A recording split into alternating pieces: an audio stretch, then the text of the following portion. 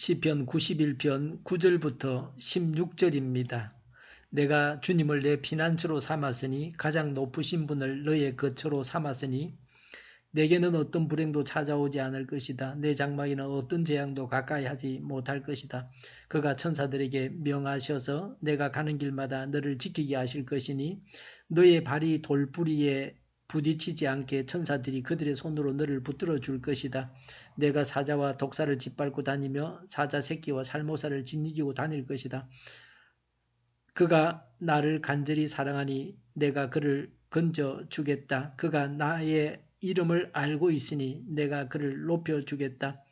그가 나를 부를 때에 내가 응답하고 그가 고난을 받을 때에 내가 그와 함께 있겠다.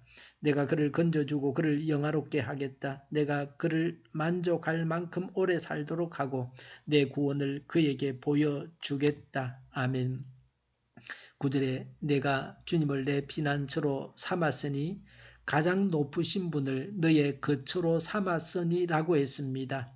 피난처는 위험할 때 피하는 곳입니다. 거처는 집입니다. 살아가는 공간입니다. 위험할 때, 문제가 있을 때 하나님께로 피해야 합니다. 기도해야 합니다.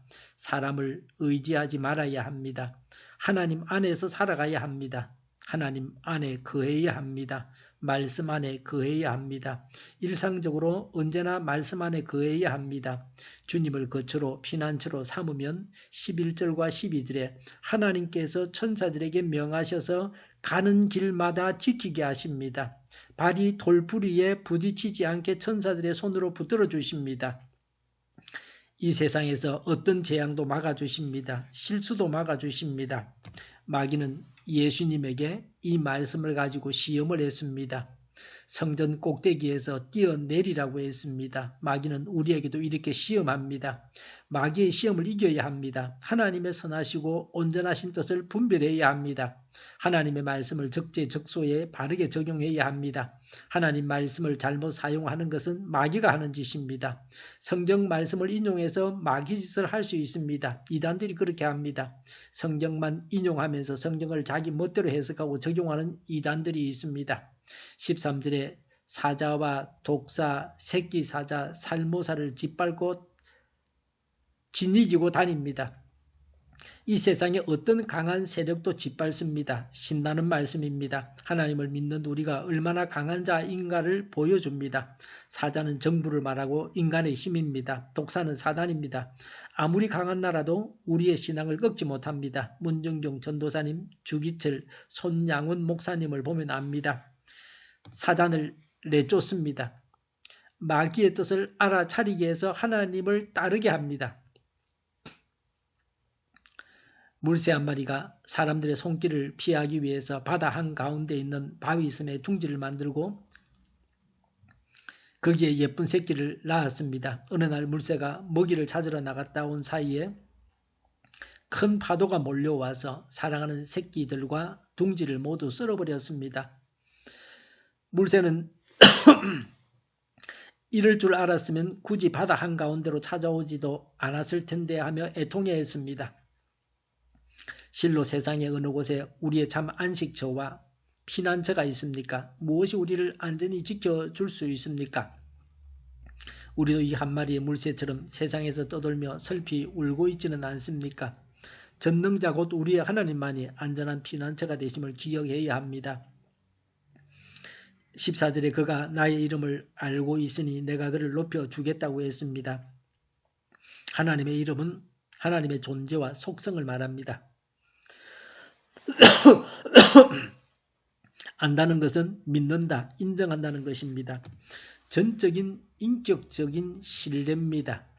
하나님을 믿으면 높여주십니다. 그래서 하나님을 믿어야 합니다. 하나님은 아브라함, 다윗, 베드로 같은 자들을 높여주셨습니다. 우리가 하나님을 알고 믿고 있으니 하나님께서 우리를 높여주십니다.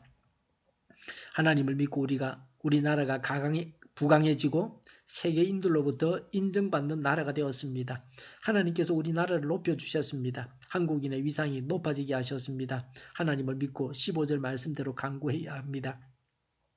하나님을 믿고 하나님께 간구하면 어떤 일이 일어납니까? 15절에 고난받을 때에 하나님께서 함께 하십니다.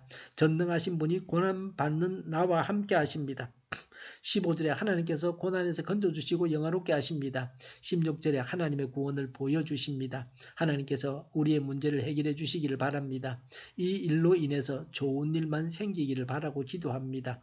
16절에 만족할 만큼 오래 살게 한다고 하셨습니다. 예를 들면 사도 요한은 장수했습니다. 영생 얻게 하신다는 말씀으로도 볼 수 있습니다. 장수의 비결은 기도입니다. 악인은 하나님으로부터 벌을 받게 됩니다. 그러나 우리 믿는 자들은 하나님께로 피해야 합니다. 하나님을 사랑해야 합니다. 하나님을 믿고 기도해야 합니다. 하나님께서 보호해 주십니다. 기도하겠습니다. 하나님께로 피하고 하나님을 사랑하고 하나님을 믿고 기도하고 하나님의 보호를 받게 하여 주시옵소서. 우리 동일교회가 만군은집하게 하여 주시옵소서.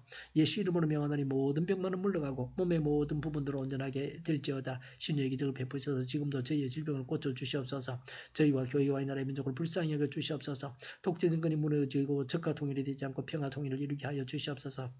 전쟁 위험이 사라지게 하시며 핵으로 무장해서 균형을 유지하게 하여 주시옵소서. 신앙의 자유를 늘 누리며 살게 하여 주시옵소서. 하나님을 대적하는 색들이 바로 망하게 하여 주시옵소서. 국회와 정부가 하나님이 기뻐하시는 법만을 만들게 하시며 반성경적인 모든 법과 영과 내교와 가짜 인권법이 폐기되게 하여 주시옵소서. 우리나라의 지도자 복을 주시옵소서. 지진이 일어나지 않게 하시며 출산율이 올라가게 하여 주시옵소서. 자녀를 낳고 살만한 성적으로 건전한 나라가 되게 하여 주시옵소서. 에너지 정책, 재활용품 정책을 제대로 세워서 집행하게 하여 주시옵소서. 늘 맑은 공기를 마실 수 있게 하여 주시옵소서. 한일 갈등, 한미 갈등이 해결되어지게 하여 주시옵소서. 우리가 분별력을 가지게 하여 주시옵소서. 오도하는 자들, 속이는 자들을 주님께서 즉시 멸하여 주시옵소서. 오늘도 하나님 안에서 차고 넘치는 삶, 복된 삶을 살게 하여 주시옵소서. 밤에 있을 기도회를 주장하여 주시옵소서. 교회랑 하는 발걸음을 주장하시고 악한 마귀가 틈타지 못하게 하여 주시옵소서. 좋으신 하나님을 찬양하면서 예수님의 이름으로 기도하옵나이다. 아멘.